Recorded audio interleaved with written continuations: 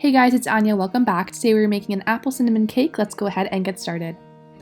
So we're starting off with our dry ingredients here. I'm adding in 1.5 cups of flour along with half a cup of brown sugar, 2 teaspoons of baking powder, and half a teaspoon of baking soda.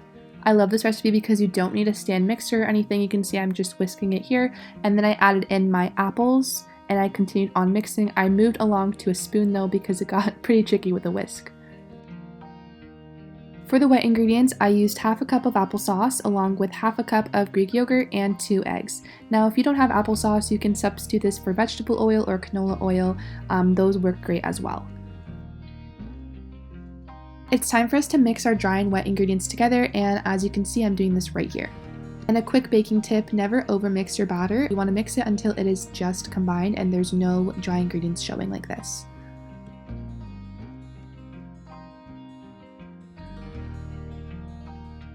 I personally absolutely love cinnamon, so I created a cinnamon topping for this cake. It consisted of a 1/4 cup of brown sugar, 1 teaspoon of cinnamon, and a tablespoon of melted butter.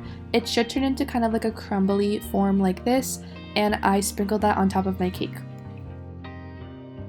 Place into the oven at 350 Fahrenheit for about 20 to 30 minutes. You'll know it's ready when you insert a toothpick into it and it comes out clean. You're going to want to let it completely cool, and I mean completely cool, you guys. This is the toughest part in my opinion because you got to be patient. But good things happen to those who wait, and here is the finished result.